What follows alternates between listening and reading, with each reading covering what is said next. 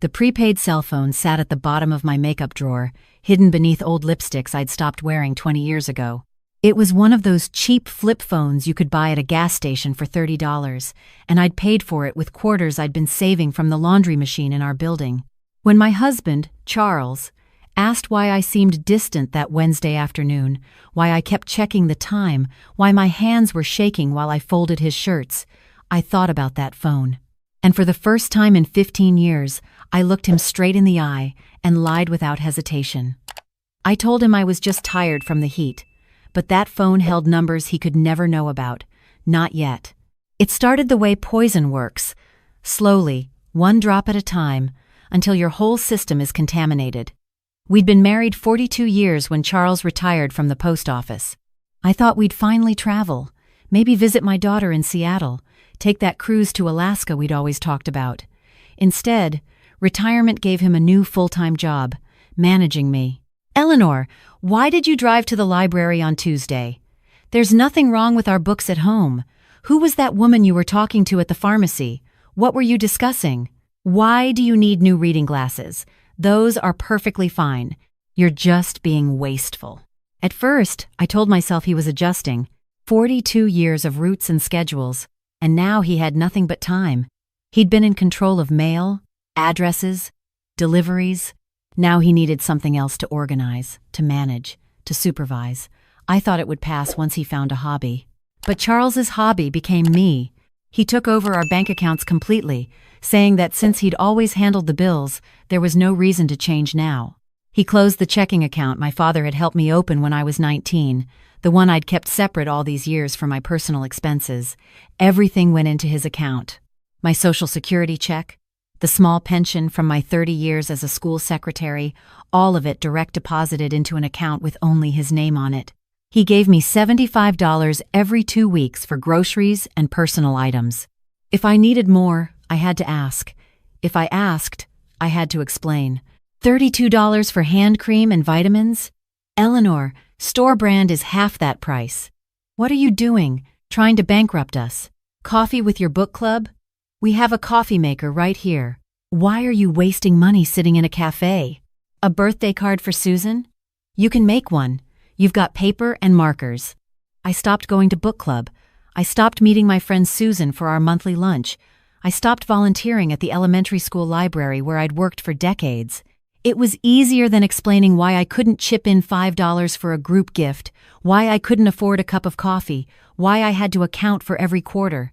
Charles started checking the mail before I could get to it. He screened my phone calls, saying he was trying to protect me from scammers. He asked to see my email because we're married, we shouldn't have secrets. He knew where I was every minute because I was always home, always cleaning, always cooking, always waiting for him to decide what we'd do next, where we'd go, if we'd go anywhere at all. The apartment became my entire world, and he was the sun it revolved around. "You worked hard for 30 years, he'd said when I retired at 62. "Now you can relax. I'll handle everything." And he did handle everything. He handled my independence, my friendships, my connection to anyone who might have noticed what was happening. He did it so gradually that I didn't realize I was disappearing until there was almost nothing left of Eleanor Thompson. The breaking point came on a Friday morning in August. I was 67 years old, standing in the pharmacy on Grant Street, crying in front of the prescription counter. My blood pressure medication had run out, and I'd forgotten to pick up the refill the week before. I had $60 for 2 weeks of groceries, gas, and everything else. The prescription was $47. I stood there for 15 minutes trying to decide if I should skip the medication and hope my pressure stayed stable, or buy it and figure out how to stretch $13 for 2 weeks of food. The pharmacist, a young woman named Amy, watched me count and recount the bills in my wallet. "Ma'am, are you okay?" she asked gently. "Do you need to call someone?" I nodded automatically, wiping my eyes. "I'm fine, dear, just being silly about money." But Amy didn't move on to the next customer. She looked at my hands, how they trembled holding those worn $20 bills. She looked at my clothes, a nice blouse from 15 years ago, carefully maintained but faded. My purse, good quality once, now held together with a safety pin where the strap had torn. "Mrs. Thompson," she said quietly, reading my name from the prescription bottle. "I'm going to step away for a moment. When I come back, I'm going to give you a card for a place that might be able to help. Will you wait?" She returned with a business card pressed into my palm. Helen Kowalski, MSW. Elder Services Advocate. A phone number. An address on Oak Street, just 6 blocks from my apartment. "My grandmother," Amy said, her voice barely a whisper. "She went through something similar. This woman helped her. Please, just keep the card." I bought the medication, took the card, and walked the 8 blocks home because Charles had the car for his Thursday poker game, the only regular appointment he kept that took him away for more than an hour. I hid Helen's card in my old recipe box, tucked inside the index card for my mother's pound cake, a recipe I hadn't made in 10 years because Charles said it was too expensive. That night I couldn't sleep. I kept thinking about Amy's grandmother, about what something similar meant, about whether this was really happening or if I was overreacting. At 4 in the morning, I went to the kitchen and pulled out the recipe box. The card fell into my hand. I traced the embossed lettering with my finger. Oak Street. I knew where that was. The next Friday, while Charles was at his weekly breakfast with his old postal service colleagues, a 2-hour commitment he never missed, I walked to Oak Street. Elder Services was in a small office building, tucked between a tax preparer and a dental office. I walked past it 3 times before I gathered the courage to go inside. The reception area was quiet, painted a soft green. A woman about my age sat behind a desk and smiled when I entered. "Can I help you?" "I'm looking for Helen Kowalski." My voice sounded strange, like I'd forgotten how to talk to people. "Let me check if she's available." "Your name?" "Eleanor." "Eleanor Thompson." Helen came out 5 minutes later. She was younger than I expected, maybe 50, with gray-streaked hair and kind eyes. "Eleanor, I'm glad you're here. Come on back." We sat in a small office with a window overlooking a courtyard. Helen made tea and waited while I tried to find words for something I'd never said out loud. Finally, they came tumbling out. 15 years of slowly losing control, of being monitored, of living on $75 every 2 weeks while Charles spent freely on poker nights and his expensive bourbon collection and golf outings with his friends, of becoming invisible in my own life. "I know this sounds ridiculous," I said, my voice breaking. "He's never hit me. He's never even yelled. It's abuse," Helen said firmly. "Financial abuse is real. Isolation is real. What you're describing is coercive control, Eleanor, and it's serious." I started crying then. Deep sobs that came from somewhere I'd kept locked away for years. Helen handed me tissues and waited. "Have you thought about what you want to do?" she asked gently. "I can't leave." The words were automatic. "I don't have any money. He controls everything. My daughter lives in Seattle, and we haven't talked in 5 years because Charles always finds a reason I can't call her. She probably thinks I don't care about her anymore." "Eleanor." Helen's voice was kind but firm. "You can leave. It won't be easy, but you can, and we can help you." Over the next 2 months, I visited Helen every Friday. We made a plan, a real plan. First, I needed documents: birth certificate, social security card, marriage license, bank statements, the title to our paid-off car that Charles kept in his name only. He kept everything in a locked file box in the bedroom closet. It took me 4 Fridays to find where he hid the key taped inside an old shoebox on the top shelf. On the 5th Friday, while Charles was at breakfast, I took everything to the FedEx store 3 blocks away and made copies. My hands shook so hard the clerk asked if I needed help. Every time the door opened, I thought it was Charles, but I got copies of everything and returned the originals before he came home. Second, I needed money. Helen connected me with a lawyer named Patricia Vance, who worked with the Elder Advocacy Program. She was barely 40, energetic and sharp. She explained that I had legal rights to our assets, that I could petition for emergency support during a separation. "But first," Patricia said, "you need to be somewhere safe. You need to leave." That was the terrifying part. Where would I go? Helen knew a woman named Dorothy who ran a residential program for seniors in transition.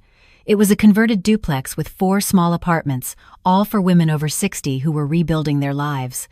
It wasn't fancy, just a bedroom, tiny kitchenette, and bathroom, but it was safe. Dorothy had seen enough women like me that she didn't ask questions. $85 a week, utilities included. I could afford 1 week with the emergency $40 I'd found in an old winter coat pocket, and the $50 Helen quietly pressed into my hand. "You'll pay me back by helping the next woman," Helen said when I tried to refuse. "That's how this works." The suitcase came from Dorothy's storage room. "Left behind by someone who moved on to better things," Dorothy said, handing me a small black roller bag. "You will too." I brought it home hidden in a reusable grocery bag from the library. I put it in the back corner of my closet, behind the winter coats we never needed in Phoenix. And slowly, over 4 weeks, I filled it. 2 pairs of pants, 3 blouses, underwear, socks, my mother's wedding ring that Charles didn't know I'd kept, the photo album from before we were married, my grandmother's silver brush. Everything that mattered fit in that small suitcase with room to spare. 67 years of life, and everything precious enough to take fit in a bag I could carry with one hand. Patricia filed papers for legal separation and temporary spousal support. The papers would be served to Charles at the apartment, but I wouldn't be there when it happened. We chose a Wednesday. Charles had a doctor's appointment at 10 in the morning for his annual physical, something that usually took 3 hours with all the blood work and waiting. He'd be gone long enough. The night before, I lay next to him in the bed we'd shared for 42 years, listening to him snore, and I felt nothing. No love, no anger, no sadness. Just a vast, quiet relief that this was almost over. Wednesday morning, I made him breakfast like always. Scrambled eggs, wheat toast, black coffee. He read the news on his tablet and complained about the gas prices. I washed the dishes. I handed him his keys when he left. He didn't kiss me goodbye. He hadn't in years. I waited 10 minutes. Then I pulled the suitcase from the closet. My hands were steady. I walked through the apartment one last time, this place where I'd lived for 18 years, the kitchen where I'd cooked tens of thousands of meals, the living room where I'd stopped watching my favorite shows because Charles found them stupid, the bedroom where I'd forgotten what it felt like to be wanted. I didn't take pictures off the walls. I didn't leave a note. Patricia had advised against it. Don't give him ammunition. Don't explain. Just go. Dorothy's friend Margaret was waiting downstairs in her car. She'd volunteered to drive me because Helen was with another client and Dorothy couldn't leave the building.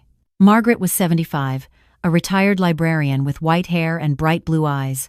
"Ready?" she asked. I put the suitcase in her trunk. Ready. I didn't look back at the building. Dorothy's place was on Maple Avenue in a neighborhood I'd never been to, even though it was only 3 miles from my apartment. She met us at the door and showed me to my unit. It was small, with a single bed, a dresser, a tiny kitchen area with a microwave and 2-burner stove, and a window that looked out on a shared courtyard. There was a reading chair in the corner and a small bookshelf already filled with paperbacks. "Bathroom's all yours in this unit," Dorothy said. "Shared laundry in the basement. There are 3 other women here right now. Good people. You'll meet them at dinner tonight. 6 o'clock in the common room. You're welcome to join us or eat in your room, whatever you're comfortable with." After she left, I sat on the bed and cried. Not from fear, from relief so profound it felt like being able to breathe for the first time in years. I was safe. For the first time in 15 years, I was safe. Charles called my cell phone 63 times that afternoon. I'd left the phone behind, but Patricia told me later when she went with a police escort to retrieve some of my belongings. He'd called Elder Services 12 times. He'd called the police claiming I was a missing person with dementia until Patricia informed them I was 70 years old, mentally competent, and had left voluntarily. He'd called my daughter Jennifer in Seattle, a number he'd had all along but never let me use. Jennifer immediately called Patricia's office in tears, saying she'd been trying to reach me for years, sending letters that she now realized Charles had intercepted. The papers were served to Charles at the apartment by a sheriff's deputy on Thursday morning. According to Patricia, he tried to refuse them, claiming there was a mistake, that his wife would never leave him, that someone had manipulated me. The deputy explained that wasn't how legal documents worked. The separation process took months. Charles fought everything: the division of assets, my request for temporary support, my petition for half the value of the car. He claimed I'd abandoned him, that I was suffering from dementia, that I'd stolen from him. His lawyer tried to paint me as confused, unstable, the victim of manipulation by so-called advocates. But Patricia had the documentation, the closed account, the $75 every 2 weeks, while our bank statements showed Charles spending $300 a month on entertainment, the isolation from friends and family, the complete financial control. Judge Sandra Martinez, a woman in her 60s who'd probably seen every manipulation tactic in existence, wasn't impressed with Charles's story. The divorce was finalized on a Friday in March. 9 months after I'd walked out, I got half of everything. The retirement accounts, the savings, half the value of the car, which Charles would have to refinance or sell to pay me my share. I got spousal support of $2,000 a month until my Social Security and pension provided enough to live on. I got my freedom. I kept living at Dorothy's place, even though I could afford my own apartment now. I liked having people around. I liked eating dinner with women who understood what it meant to start over. I liked having Dorothy's wisdom available whenever I needed it, and I liked being able to offer my own experience to the new women who came through. Jennifer flew out from Seattle the week after the divorce was final. We sat in Dorothy's courtyard and cried and laughed and filled in 5 years of missed conversations. She told me about her 2 teenagers, her job as a nurse practitioner, her vegetable garden. I told her about the part-time job I'd gotten at the public library, shelving books and helping with the senior reading program. It didn't pay much, but it was mine. "Mom, why didn't you call me?" Jennifer asked, her voice breaking. "I would have bought you a plane ticket. You could have lived with us." "I know, sweetheart," I said. I was ashamed, and after a while I forgot I had the right to ask for help. Last Friday, I went to Elder Services for my volunteer training. I'm going to help other women the way Helen helped me. I'll sit in that small office with the courtyard window and make tea and tell them, "You can leave. It won't be easy, but you can. And we're here to help you." Helen hugged me when I arrived. "I'm so proud of you, Eleanor." "I'm proud of me too," I said. 67 years old, and I finally learned that it's never too late to save your own life. That dignity isn't something someone allows you to have. It's something you reclaim. I still have that black roller suitcase. It sits in my closet at Dorothy's, empty now. Sometimes I look at it and remember the woman who packed it with trembling hands, who wasn't sure she had the courage to leave, who thought maybe she was overreacting, maybe she was being ungrateful. Maybe this was just what marriage looked like after 42 years. I want to tell her, "You did it. You survived. You're free." But she already knows. She knew all along. She was just waiting for the right Friday to finally believe it.